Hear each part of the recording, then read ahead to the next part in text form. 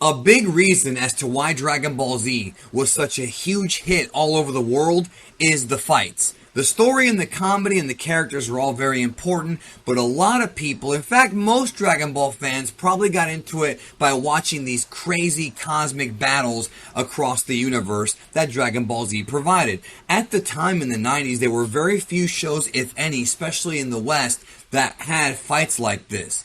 It was just incredible and so much fun to watch as a kid, young adult, and they're still fun to watch today. And everyone has their favorites. Gohan vs Cell, Goku vs Freeza, Goku vs Vegeta or Majin Vegeta. There's tons and tons and tons of fights in the series. But today, we're not talking about any of those. Today we're going to talk about 7 Dragon Ball Z fights that were underrated and slept on. Fights that aren't really major clashes that fans don't talk about all the time, but that I think folks need to go back and watch again because they were a lot of fun to watch. They were awesome, and I will tell you why you should go back and watch them and appreciate these slept on fights. So welcome to 7 slept on and underrated fights from Dragon Ball Z here on Geekdom 101. This video is sponsored by Friends and Dragons, the free-to-play strategy mobile RPG available right now in the App Store and Google Play. I love strategy RPGs, and this one combines elements like hero summoning, collection, puzzles, and turn-based strategy in the backdrop of a fantasy world. I love the artwork for the various heroes, and the collecting aspect makes it even more addicting. Exploring the world, upgrading and leveling up your characters, and battling new forces and take on increasingly difficult dungeons in special limited events like, for example, Chase the Dragon. Here, you get to battle and defeat hordes of orcs and earn a 4-star summon if you complete it within the time frame of 7 days. Download Friends and Dragons from the link in the description and get a special bonus of 1 free summon, daily energy potions and gold for free, and an exclusive offer only available through my special link. Hurry, don't waste time, get it today. So a couple things before we start. We're going to go through 7 underrated fights in Dragon Ball Z, and these are not in like a countdown type of order. You should go back and watch all 7 of them, and I'll tell you why in this video. Also for this video, we're just talking about Dragon Ball Z, not Super, not GT, or the original Dragon Ball, just DBZ. So, we're going to begin with a fight from the Frieza saga that I absolutely adore, and that is Vegeta versus Recoome of the Ginyu Force. This was absolute brutality. At the time, they built up Recoome as being this unbeatable monster after Vegeta had just easily finished off Mr. Guldo. Here comes Recoome, and Vegeta, fighting alongside Gohan and Krillin, is doing his best, but Recoome was an absolute tank and was too much for him. Vegeta hit his ass with everything, but Recoome using the eraser gun, Recoome using a power bomb. This guy Recoome was an absolute beast. And what makes this episode great is not just the choreography, but the amazing artwork and animation. Key animators Hisashi Eguchi and our boy Katsuyoshi Nakatsuru, and you can tell because the style is all over him, put together this beautiful episode. Dragon Ball Z episode 64. Pop in your Blu-ray, DVD, or your streaming service or whatever, and just watch this one episode. Once again, that's Dragon Ball Z episode 64, right? Next, we go to the Majin Buu saga as we look at Dragon Ball Z episodes 226 and 227. This fight starts in 226, but the majority of it is in 227. And that is Gohan versus the Demon King Dabura, whose name really should be pronounced Dabura or Dabura, but it doesn't really matter to most of you. Just wanted to say that to be correct. Anyways, Gohan versus Dabura is a great fight because it's the first time we actually see Gohan taking a fight seriously since the Cell Saga. But as Vegeta notes, this is not the same Gohan as he did not train during the 7-year time skip and isn't as impressive as Vegeta thought that he was. However, what I find interesting is that the fight itself is still a lot of fun because of all the cool techniques that Dabura has. He can spit like magic spit or whatever that turns you into stone. The dude's got flame breath. The dude's got freaking a sword. This Jafar looking motherfucker was always built up as being a serious threat, and it turns out he was just a J-Brone. But I kind of do wish, even as a kid, that they built him up more and maybe gave him his own arc, because he's got so many cool techniques and it's so fun to watch fighting. It's crazy. Animation wise, Dragon Ball Z episode 227 was animated by Studio Carpenter, and they did a great job in my opinion, and the episode is still fun to watch to this day. And go watch it, man. Go watch it. DBZ 226, the last like few minutes, and 227. And honestly, it's really the only time that we see Dabura actually fighting, like actually getting into a real fight. I don't count the Majin Buu stuff or anything like that. This is him actually in combat, and I wish we got more of him. Totally wasted potential here.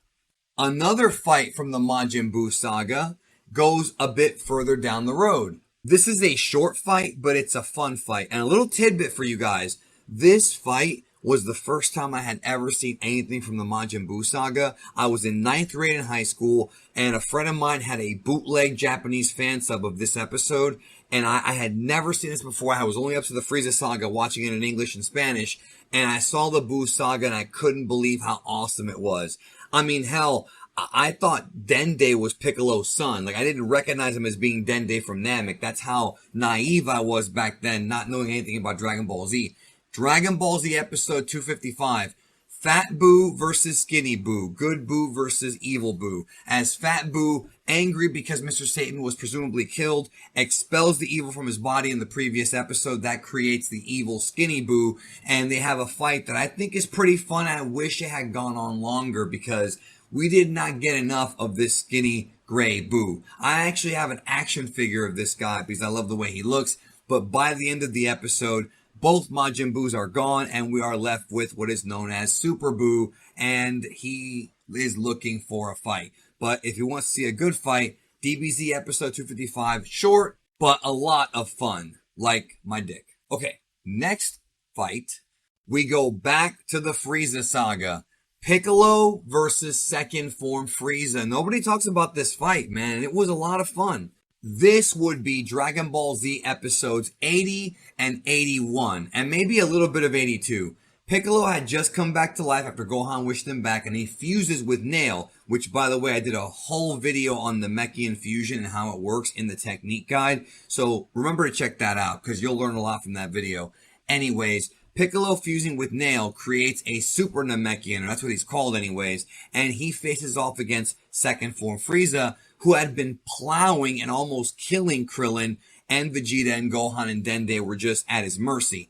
But this newly powered Piccolo goes in there and has a really fun fight with Frieza. Frieza busts out some new techniques. Piccolo is extremely confident. The reason why I picked this fight is because it's really the best Piccolo fight in the Frieza saga. There's not many of them, truth be told, but I love it because we see Piccolo being a badass again. Even though it wasn't the last time we really saw Piccolo be a badass, that would probably be his fight with 17 in the Cell saga.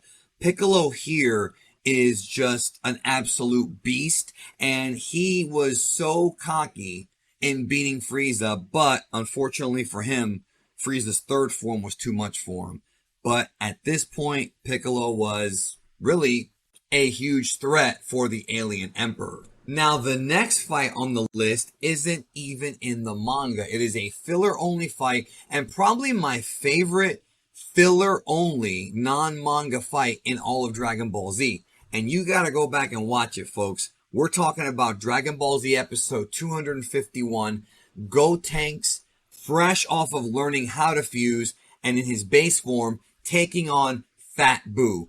It's not in the manga, but this fight is so much fun. They fight at this like pier, this like dock, and Gotenks goes in there super overconfident because of all the things that Goku said about fusion and how Gotenks himself is just super duper cocky, but he is utterly demolished by Fat Buu.